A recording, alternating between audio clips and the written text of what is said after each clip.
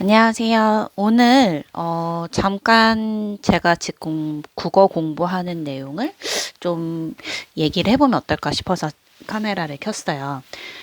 제가 이번 수능 준비하기로 결심하고 이것저것 확인하면서 사실 가장 고민이 됐던 부분이 국어인데 생각보다 너무 어렵더라고요. 생각보다 너무 어려서 이거 큰일 났다라고 생각했던 부분이 국어. 수학이나 이제 과탐 파트 같은 경우에는 공부량이 많을 걸 알고 있었고, 이게 쉽게 잡히지 않을 수 있다는 거를 예상을 했었기 때문에 어떻게 보면 국어보다 조금 더 지금은 더 심각한 상황이지만, 이거는 시간을 투자를 하고 올바른 방향으로 진행을 한다면 언젠가는 오를 것이다라는 생각을 가지고 지금 공부를 하고 있거든요. 근데 국어는 좀 그거랑 느낌이 많이 달랐어요. 생각보다 진짜 당황스러울 만큼 이게 아닌데 싶은 부분이 있어서 좀 고민을 많이 했었거든요. 근데 그게 제가 교재를 구매한 거를 보면은 그게 여실히 드러나더라고요. 제가 지금 안 하려고 하는 게, 교재를 미리 막 시켜놓는 걸 안 하려고 하거든요. 도장 깨기처럼 하나 끝내고 나면 그 다음 거 시키고, 그 다음 거 시키고 해서 순차적으로, 저것도 사놨는데 저거 해야 되는데, 아직도 저걸 못했네. 이런 마음이 들지 않고, 나 여기까지 해냈다라는 마음이 들 수 있도록, 미리 교재를 사는 걸 절대 안 하려고 노력을 하고 있어요. 근데 국어는 보니까 제가 진짜 불안했는지 아직 풀지도 못한 교재가 엄청 많은 거예요. 그래서 나 진짜 국어에 불안함을 느끼고 있었구나라는 거를 중간에 한번 정리를 하고 확실히 느꼈어요. 이번 3월 23일에 이제 3월 모의고사가 있었잖아요. 제가 그거를 보고 국어가 4등급이 나왔는데, 어, 처음 채점을 했을 때 4등급이 나왔고, 그거는 제가 이제 선택 과목, 언매를 단 한 문제도 못 푼 점수거든요. 원점수가 67점이 나왔고, 아마 4개인가 3개인가를 틀렸던 것 같아요. 그래서 이제 시간의 구애를 받지 않고 다 풀었다는 가정 하에는 얼마가 나왔을까 궁금해서 제가 언매를 다 풀었어요. 지금 집에 돌아와서 채점을 다 하고 남는 시간에 이제 다시 확인하면서 언매 파트를 싹 다 풀었어요. 근데 저는 지금 언매를 강의를 다 듣지 못한 상황이고 아직 배워야 될 분량이 한 60% 정도 남았어요. 그거를 감안하고 쳤는데 한 문제인가 두 문제인가 틀렸고 그거를 이제 시간 내에 언매까지 다 풀었다고 하면 2등급을 받을 수 있는 점수가 나오더라고요. 그래서 그래도 조금 이제 해결이 돼 가는가 보다라는 생각을 그때 처음 느꼈고, 제가 김동욱 선생님 커리큘럼을 지금 따라가고 있는데, 어, 사실 김동욱 선생님이 얘기하는 그 원리가 정확하게 맞다고 저는 생각을 해서 이제 김동욱 선생님 거를 선택해서 들은 것도 있고, 사실 지금 보면은 그 메가스터디 그 순위를 보면은 김동욱 선생님이 1위가 아니잖아요. 근데 지금 1위 하고 계시는 그 다른 선생님 거를 봤는데, 오리엔테이션을 봤는데, 이 선생님 건 나는 못 듣겠다 싶더라고요. 그 선생님이 잘 가르치고 못 가르치고는 제가 몰라요. 왜냐하면 강의를 제대로 들어본 적이 없기 때문에. 그런데,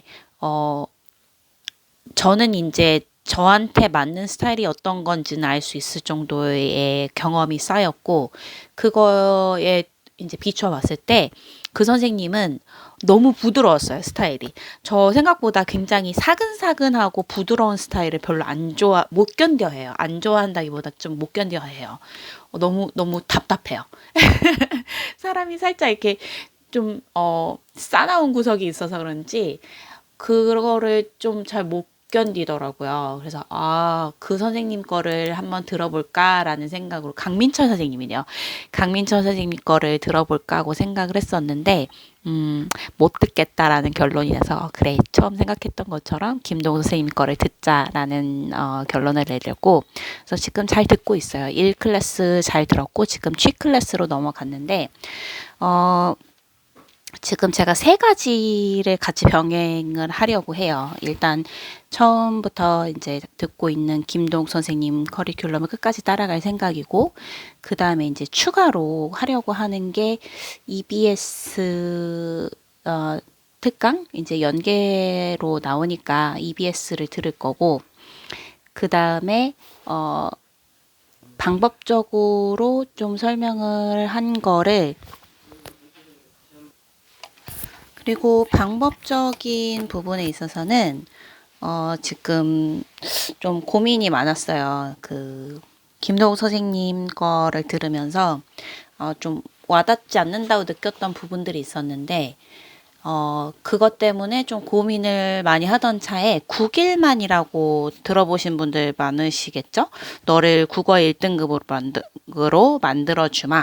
김범준이라는 분이 이제 집필을 하신 책이고, 이게 문학편하고 비문학편 이렇게 두 권으로 나눠져 있는데, 제가 이거를 한참 고민이 많던 차에 봤어요. 그래서 저걸 한번 봐야겠다라는 생각으로 이제 주문을 해서 받고, 지금 사실 묻어두다가 지금 시작한 지 얼마 안 됐어요. 그리고 또 오늘 수능이 코치라는 유튜브 채널을 봤는데 이 세 가지를 종합을 하니까 앞으로 어떻게 공부를 해야겠다라는 게 확실하게 정리가 되더라고요. 그래서 이게 또 다른 분들한테도 좀 도움이 되지 않을까 내지는 뭐 이렇게 공부하겠다 그런 내용으로 지금 좀 얘기를 해보려고 해요. 앞에 설명이 길었는데 구체적인 걸로 좀 들어가 볼게요. 일단 제가 기본으로 삼는 김동욱 선생님 커리큘럼 지금 1클래스를 완료를 했고 모의고사 이제 바탕 모의고사 1, 2, 3회가 그 9주 10주 안에 이제 진행이 됐는데 저는 모의고사는 아직 안 봤어요. 엄매를 아직 마무리를 못 잡기 때문에 지금 모의고사를 보는 게 조금 아까워서 안 봤는데 굳이 그럴 필요는 없을 것 같아서 이제 중간중간에 풀어볼 생각입니다. 지금 취클래스 시작해서 추강 중이고 계속 따라갈 생각이에요. 김동욱 선생님 커리큘럼을 지금 시작을 해서 들으면서 느꼈던 장점은 매일 풀거리가 있어서 좋다. 이게 제일 크고요. 그 다음에 네. 매일 풀거리가 있어서 좋다는 건데 김동 선생님이 기본적으로 말씀하시는 거는 글을 읽고 반응을 해라. 그냥 막 읽지 말고 그리고 잘 읽고 지문으로 되돌아가지 않고 문제를 풀 수 있는 게 시간을 아끼는 방법이다. 그걸 이제 기본으로 말씀을 해주시는데 이제 단점을 굳이 꼽자면 저는 꽤 만족하고 듣고 있는데 단점을 굳이 꼽자면 이게 가끔 내가 공부를 하고 있는 게 맞나? 제대로 하고 있는 게 맞나? 이 이상이 필요하진 않을까 하는 불안감이 조금 있었어요. 그리고 김동 선생님이 이제 한결같이 처음부터 끝까지 이 얘기는 계속 하실 것 같은데 지문을 읽고 거기에 반응한다는 거를 굉장히 중요하게 여기고 거기에 대해서 계속 얘기를 하시는데 그 반응한다는 거가 구체적으로 어떤 건지 다가오지 않을 수 있는 것 같아요. 그게 이제 단점이라면 단점일 수 있는 것 같은데 제가 이 부분이 해소가 좀 안 됐었거든요. 그런데 1클래스가 끝나고 취클래스 들어오니까 그 부분이 훨씬 더 이해가 되고 체화가 돼 가는 느낌이에요. 그래서 그거는 이제 초반에 좀 단점일 수 있겠다. 그리고 전체적인 거를 두고 보자면 커리큘럼을 따라가는 게 확실히 도움이 돼요. 확실히 도움이 되는 것 같고 매일매일 하는 거에 힘이 굉장히 크다는 거를 이제 느끼고 김동욱 선생님 커리큘럼을 탈 거라면 수국김 수능 국어는 김동욱입니다. 수국김 코스 그 강의를 한번 꼭 듣고 넘어가는 게 좋을 것 같아요. 저는 이제 그거를 다 들었는데 이게 어떤 느낌이냐면 김동욱 선생님의 커리큘럼이 전체적으로 어떤 방향성을 가지고 짜여 있는지, 또 김동욱 선생님이 가르치는 게 어떤 원칙을 가지고 이제 공부를 할 건지에 대한 프롤로그 같은 느낌이에요. 프롤로그 같은 느낌이라서 이거를 꼭 들었으면 좋겠고, 스위치온이라는 것도 있었는데 저는 스위치온을 듣다가 중간에 그만뒀어요. 왜냐면 수국김으로 충분히 하실 말씀을 다 하신 것 같고, 뭐 스위치온까지 다 들을 수 있다면 좋겠지만 제가 다른 공부도 할 양이 많기 때문에 나는 공부할 양이 많아서 빨리 이거를 잡고 넘어가야 된다 한다면 수국김만 들어도 충분한 것 같아요. 그리고 두 번째로 이제 제가 이용을 할 거는 9일만, 방금 전에 얘기했던 너를 국어 1등급으로 만들어주마, 요거를 이용을 할 건데, 이게 여기서 얘기하는 내용이 김동 선생님하고 정반대의 내용이 조금 있어요. 그 중에 이제 대표적인 게 이제 유일한 걸 수도 있고 대표적인 걸 수도 있는데, 김동 선생님은 이제 문학 파트를 얘기를 할 때 지문 읽고 이제 문제 나오는 것 중에 보기가 나오는 문제가 있잖아요. 그 보기를 먼저 읽고 지문을 읽어라. 그러면은 이 지문 어떻게 읽어내야 하는지 거기에 안내가 다 나와 있다. 그렇게 얘기를 하시는데 이 국일만 저자는 그거를 하지 말라고 그래요. 그 이유가 보기는 지문을 읽고 감상을 한 거에서 사고의 확장을 도와주는 거지, 이거 자체를 가이드라인으로 감상을 해서는 안 된다고 얘기를 하거든요. 먼저 읽으면 이제 정확하게 지문에 반응하는 거를 하는 게 문제가 생긴다. 그렇기 때문에 온전히 내 힘으로 반응을 하고 그 다음에 보기를 보면서 사고를 확장해 가는 걸로 이용을 해야 된다고 얘기를 해요. 이 부분에 있어서는 어떻게 동의가 되는 부분도 있고 조금 사람마다 사용할 수 있는 방법이 다를 수 있겠다는 생각도 들고요. 근데 장점은 구체적으로 예를 들어서 감상하는 방법을 배울 수 있는 책인 것 같아요. 제가 이제 김동 선생님의 강의를 들으면서 이거는 내가 듣기엔 조금 버겁다라고 느꼈던 부분이 딱 그 부분이었거든요. 감상하는 걸, 이 글을 읽으면 이렇게 이제 반응이 와야 되는 거야 라고 얘기를 하시는데 저는 그 반응이 안 나오는 거예요. 나는 왜 그 반응이 안 나오지? 해서 그 부분이 조금 고민도 많고 걱정이 됐었는데 9일만에서는 그 반응하는 방법을 하나하나 풀어서 얘기를 해줘요. 당연히 이렇게 얘기를 해야지가 아니라 이게 왜 당연한지를 얘기를 해주는 거죠. 저는 아직 이게 당연히 이렇게 나와야지를 저 혼자 할 수 있는 수준이 아니기 때문에 이게 지금 도움이 굉장히 많이 되고 있고, 한 번, 두 번, 세 번 볼 때마다 그 도움이 되는 게 굉장히 체감이 되는 것 같아요. 근데 단점을 꼽자면 이거를 잘못 활용하면 좀 위험할 수 있겠다라는 생각이 들었어요. 이유는 뭐냐면 보통 책을 읽을 때 프롤로그, 뭐 머릿글 이거 읽으시는 분도 있나요? 저는 그거 읽는 걸 별로 안 좋아해요. 당장 본론으로 뛰어 들어가는 걸 좋아하기 때문에 웬만한 책을 머릿글이나 프롤로그를 읽는 일이 없는데, 이 책은 무조건 프롤로그를 읽어야 돼요. 프롤로그에 이 책이 전달하고자 하는 핵심 메시지가 다 들었어요. 물론 모든 책이 다 그런데 그게 원래 머릿글의 기능이잖아요. 그런데 대부분의 경우는 머릿글을 읽으면 뭐 그래 별로 쓸데없는 얘기, 듣고 싶지 않은 얘기, 관심 없는 얘기, 이런 경우가 많은데 이 책은 정말 프롤로그의 기능을 충실하게 꽉 채운 책이라고 생각이 되고, 거기서 사실은 하고 싶은 말을 다 한 것 같아요.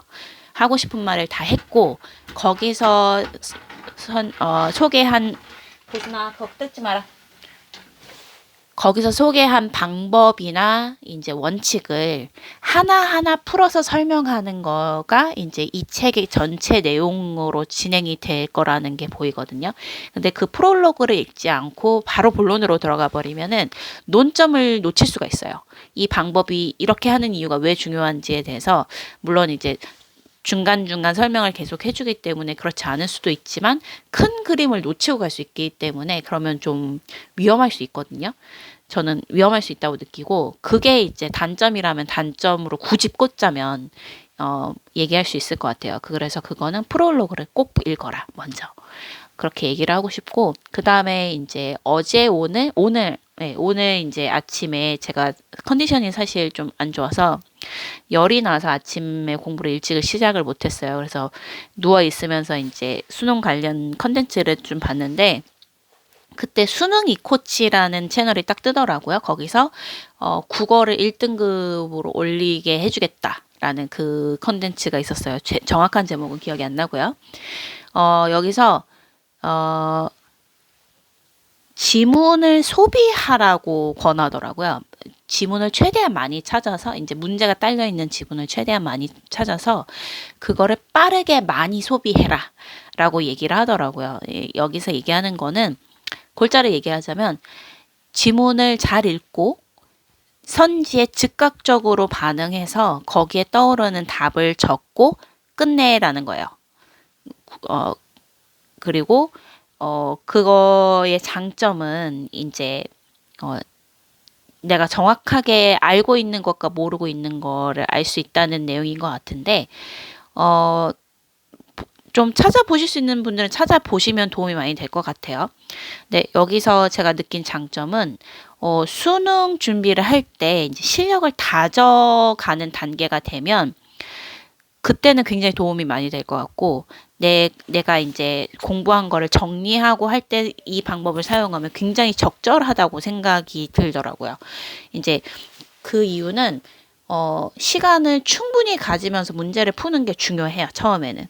그 과정을 건너뛰고 이제 시간 줄이고 하는 거를 할 수는 없고, 근데 그 과정을 충분히 연습을 했다고 하면 실질적으로 내가 시간 안에 얼만큼 풀어낼 수 있고, 즉각적으로 내놓는 답변이 얼만큼의 정답률을 보이는지 그런 거를 확인하는 데는 굉장히 중요한 단계인 것 같거든요. 그거를 딱 얘기하고 있어요. 그래서 진짜 실력을 확인하면서 공부하는 데는 굉장히 좋은 방법이라고 생각이 되고, 또 여기서 얘기를 하는 게, 이 수능 이코치라는 분이 얘기를 하는 게, 공부를 게임처럼 만들어라. 내가 이 지문에 딸린 문제를 하나도 틀리지 않고 풀 때까지 계속 지문을 보겠다. 그러면은 첫 번째 지문을 봤어요. 근데 세 문제 중에 두 개를 맞고 한 개를 틀렸어요. 그럼 거기서 멈추질 못하는 거죠. 두 번째 지문을 다시 봐요. 근데 여기서도 뭐 5개 문제 중에 한 개를 틀리면은 그 다음 지문을 봐야 되는 거예요. 그런데 지문에 딸린 문제를 1번부터 3번, 1번부터 5번이면 5번까지 다 있는 거를 다 맞았다. 그러면 거기서 공부를 딱 멈춘다는 거예요. 이분이 얘기하는 방법은. 그런 식으로 뭔가 레벨 클리어 하듯이 게임처럼 내 목표를 설정을 해서 공부를 해라 이러는 거예요. 그러면은 이게 좀 재미라는 거를 동기부여로 사용할 수 있지 않을까. 그래서 게임처럼 해라 이런 얘기를 하는데, 그리고 또 그게 잘 안 될 경우에 흥미를 잃지 않기 위해서 사용할 수 있는 이제 적용할 수 있는 이제 변칙적인 부분 이런 것도 이제 같이 얘기를 해주기 때문에 그런 게 굉장히 큰 장점인 것 같아요. 그런데 단점은 제가 생각할 때는 이거는 처음부터 쓰기는 조금 어려울 것 같다. 라고 생각이 들더라고요. 그래서 요 김동 선생님 9일만, 그 다음에 수능 이코치 요 세 가지 공부법에서 얘기를 하는 걸 장단점을 좀 정리를 해봤는데, 공통점은 그거예요. 지문을 잘 읽어라. 지문이 가장 중요하다. 선지가 중요한 게 아니라 지문이 가장 중요하고, 지문을 잘 소화하고 문제를 한 번에 풀어내는 게 중요하다. 이게 이제 이 세 분이 공통적으로 얘기를 하는 거거든요.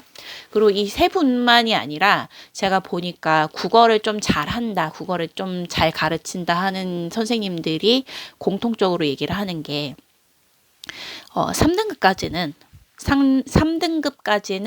그냥 지문을 빨리 읽고 이제 내용 매칭식으로 문제를 풀어도 할 수 있다. 그런데 그 이상을 원한다면 지문을 이해하지 않고는, 지문을 완전히 내 걸로 소화하지 않고는 1등급을 만들 수 없고 만점을 받을 수 없다라고 얘기하는 게 공통적인 거더라고요. 그래서 단순히 이 세 분만의 얘기가 아니고, 제가 김동우 선생님의 커리큘럼을 이제 이용을 해야겠다고 처음에 결심을 했던 것도 사실은 이 내용 때문이었어요.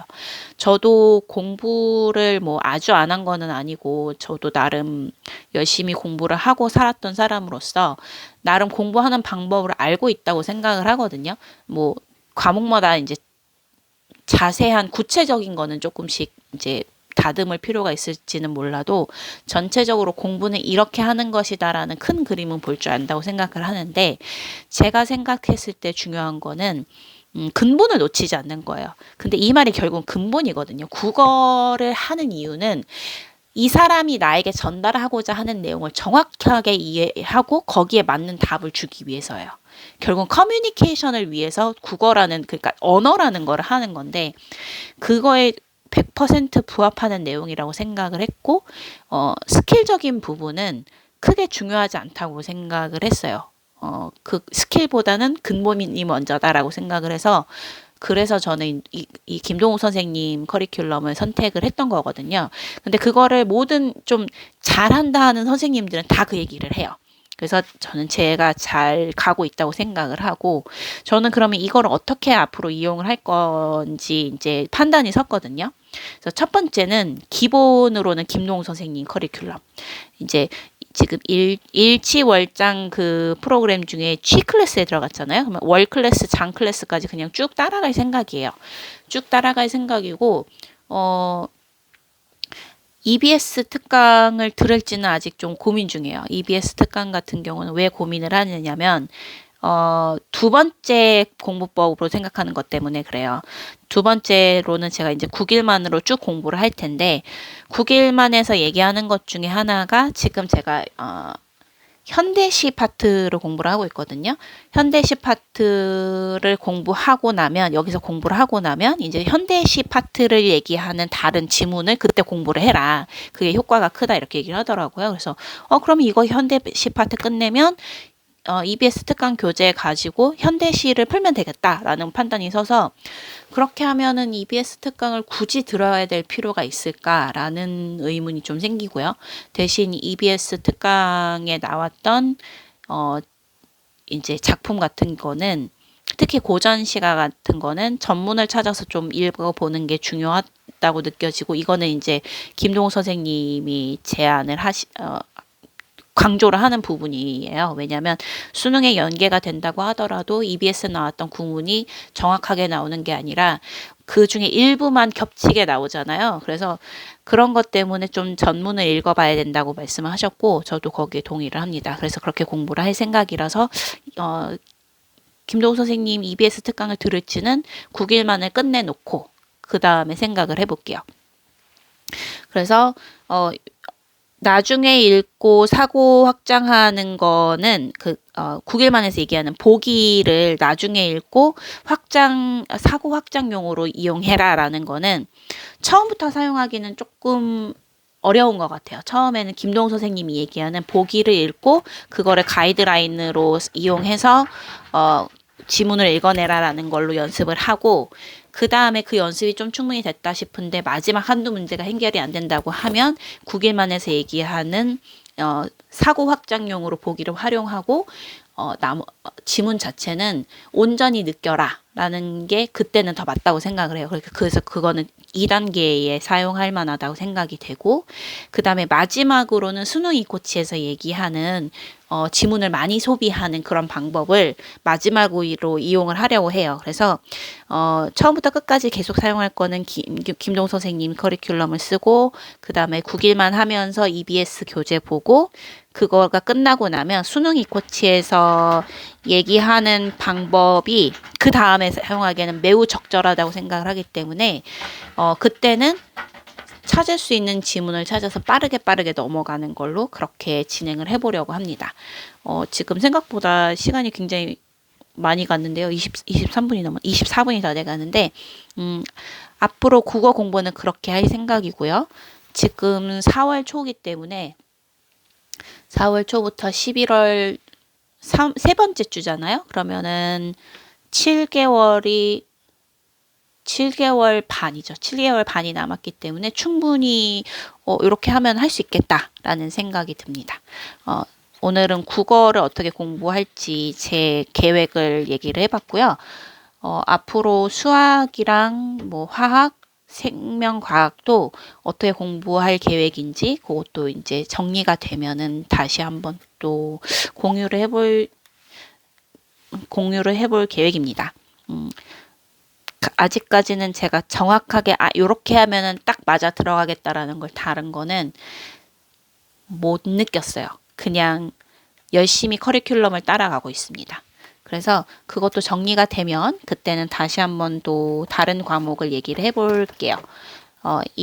제가 생각할 때는 이게 합리적인 공부 방법인데 이게 다른 분한테도 맞을 수 있을 것 같고 또 자기 방법이 확고하고 잘 맞는다면 굳이 다른 사람 생각에 휘둘릴 필요는 없다고 생각을 하고 또 사람마다 잘 맞는 방법이 다르다고도 저는 생각을 하거든요. 근데 기본적인 틀은 사실은 크게 벗어나지 않기 때문에 다른 사람이 나는 이렇게 하니까 이런 식으로 도움이 됐어라는 얘기를 한번 들어보는 거는 도움이 될 때가 많더라고요. 그래서 제 이 얘기도 다른 분들한테도 좀 도움이 됐으면 좋겠다라는 마음으로 녹화를 했습니다. 오늘 좋은 하루 보내시고요. 다들 좋은 결과 얻으셨으면 좋겠습니다.